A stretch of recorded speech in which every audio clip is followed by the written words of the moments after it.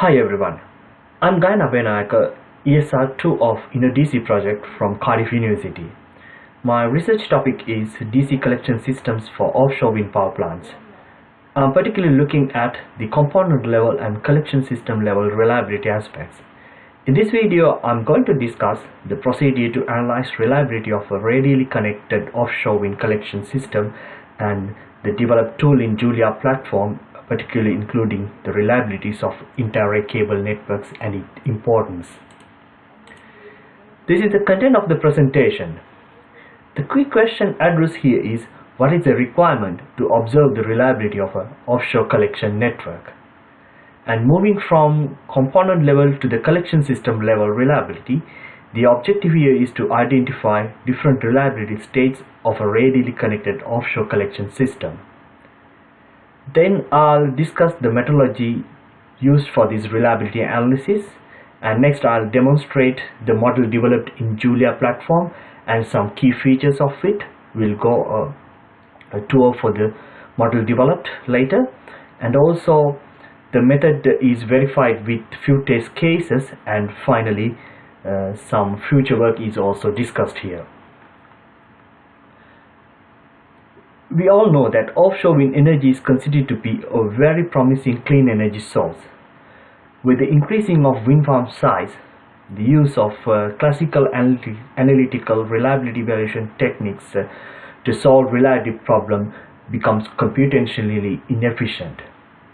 Also, when including the inter-array cable sections in the reliability problem, the number of combinations to solve grow exponentially. Although cable failure rates are very low, it includes higher repair time in the offshore network, because due to harsh weather environments, if a cable fails, the repair crew cannot attend even during the winter or some harsh weather environments. So due to high repair times, although the cable failure rates are very minimal compared to the wind turbine failures, this needs to be included. And later we will see what is the impact for the reliability evaluation when including the cable sections. And from the operator's point of view also, this is very important. On the other hand, if you don't include the cable failures in reliability analysis, it may provide more optimistic values. They may not be the exact values that we'll provide from the calculations. In the case study section, I'll demonstrate more in detail. Further, an optimized offshore inter-array cable layout doesn't mean that it's the best choice from the reliability perspective. Therefore, we will be looking at, and this tool, the importance for wind power plant developers to consider this cable section reliability and the whole reliability approach in the planning stage. As I mentioned in my previous slide, cable failure rates are very low compared to wind turbine failure rates, but the repair time is very high. Most of the literature which addressed various reliability-oriented problems in offshore wind power plants did not include inter-array cable section into account, assuming its impact is very minimal. But this is only valid for small collection systems, but for real networks which has hundreds of wind turbines, you need to include these cable section failure rates. The proposed the proposed discrete Markov chain model can be used to overcome this problem with the use of technique called the universal generating function. This information will be valuable for offshore operators when bidding for the day-ahead electricity market as well. Next, I'll talk about some of the reliability analysis tools which is commonly used. There are various methods that you can use for reliability analysis of an electrical network. The most popular method is to use the capacity outage probability table, also it's commonly known as COP tables. But with the increase of network size, with a greater number of sources distributed, the use of COP tables is computationally inefficient. As you can see, from this calculation with an example of 3 generators and 2 lines. It essentially has 32 states. But imagine, with the offshore wind network with hundreds of wind turbines and cable network attached to it, the number of combinations to calculate is becoming more and more, and you need to have a very optimized calculation methodology to analyze all these combinations without missing any. So if you lose any combination if you lose any calculation, then it will provide some falsification values. That is important to include all the combinations. And also the reliability block diagram based approach, it can provide only the limited information regarding the system reliability. Next, I'll discuss the internal layout of the model which I developed. As you can see, there are 3 diagrams, as there are 3 states in the diagram, or there are 3 layers: the wind speed model, the wind turbine model, and the cable model.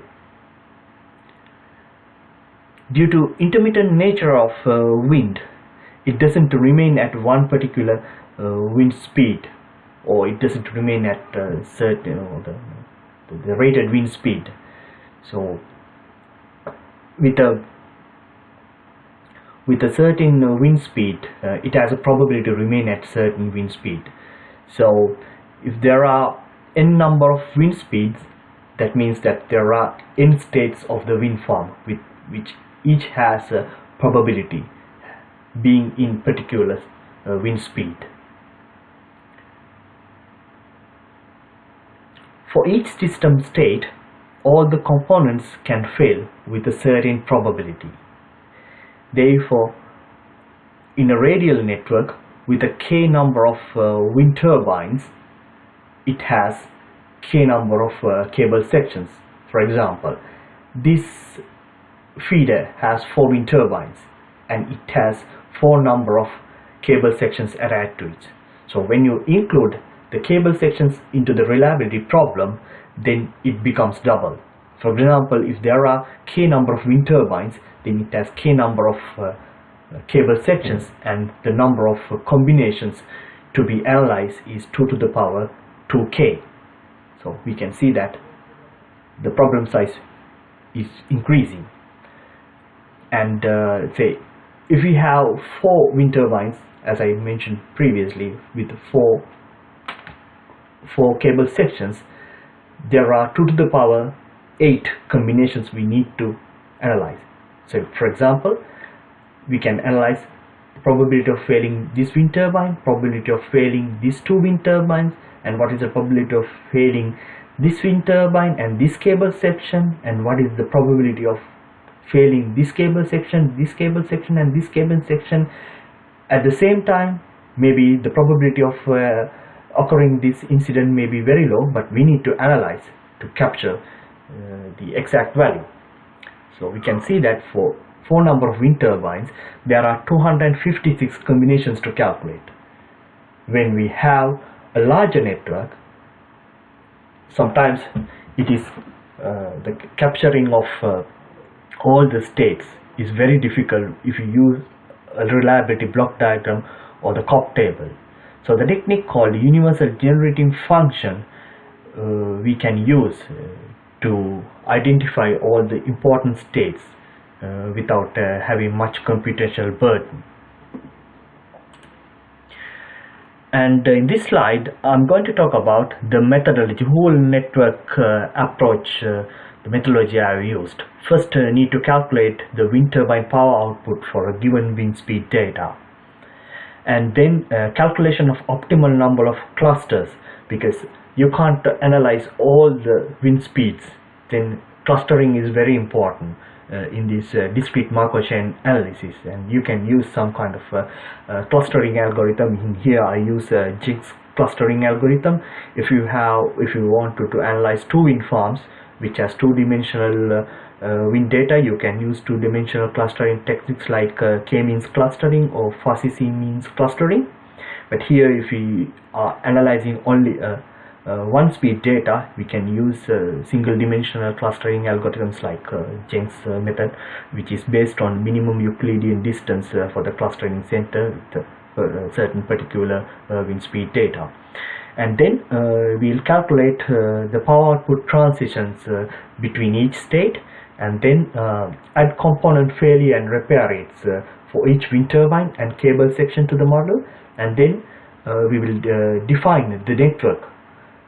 We will use some network theory approach to define the network with certain sources. So our sources will be wind turbines, and the cables will be connected to the edges with their state transitions rates. And then we will use the universal generation function approach to calculate the state probabilities for a given set. Also, you are free to read about the universal generating function approach. There are many literature available on the web. In the next section, we will go on a small tour to the tool developed in Julia platform. There I will explain some key features of this tool. Here you can see the tool developed in Julia platform.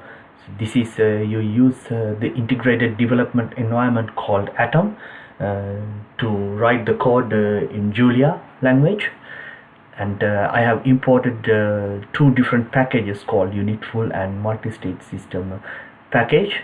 And then as you can see, we need to define the wind speed transitions using a set of included package and the reliabilities of the cable network. And then you need to define the network. For a certain radial feeder, you need to define for each and every feeder with this set of commands. First, we need to define the user. Our user will be the point of connection, so it will define at node 1, and then we need to define number of sources with different nodes connected to it. So we have here we have 7 feeders, so 7 wind turbines, and they are connected to different sources, and these sources will be connected via cables. So you can see that we can provide different lengths of the cable with different cross sections, and these sources will be connected to the user or the point of connection via the edges. So we have to define these edges like that, and in this way we can provide number of feeders to be included in the calculation to analyze the required reliability indices. And I'll demonstrate some essential features. So this is so this will provide the clustering number of clusters, and we need to calculate it. You can see that Julia, it will take some time to calculate the required number of clusters with their state transition rates. Yes, you can see that it is finished in 0.36 seconds, and then you need to load the cable section model to this network, and then we can execute the cable network. So if it is executed properly, it will put a tick here like that. We can run all the networks. In here there are 7 feeders in this network, this demonstration network, and then finally we can sum all the network properties like this, and then we can calculate all the required reliability indices, and then finally we need to solve the network. When solving the network, it uses the universal generation function combined with this information provided before. You can see that it is still running.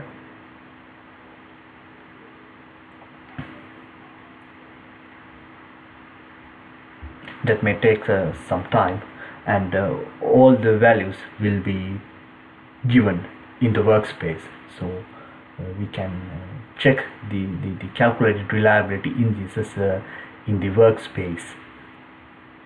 And then if we want, we can plot these networks. Yes, it is solved properly. You can see that it's a tick mark.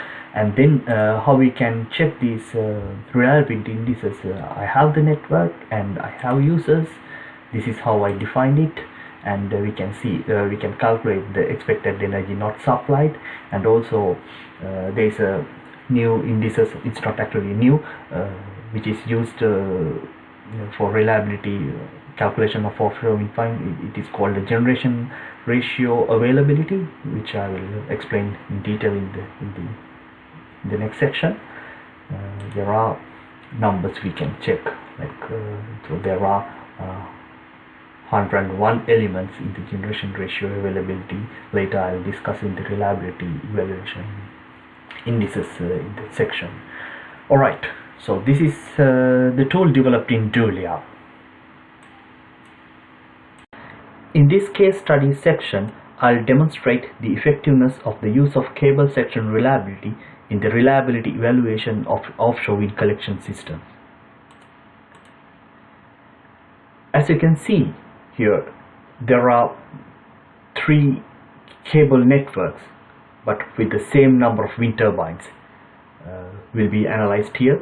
So there are 48 wind turbines positioned in the Cartesian diagram in the same location, but here in the first one there are 7 wind turbines per feeder connected, and in the second one there are 6 wind turbines per feeder, and the last one there are 5 wind turbines connected to the feeder. So this will demonstrate that we will have the same number of wind turbines but with different cable connections connected to the same point of connection. And we will use the capacity of the wind turbine as 4.2 megawatt, and with 3 different scenarios, and this will demonstrate the effectiveness of the use of the cable inclusion of the cable section reliability.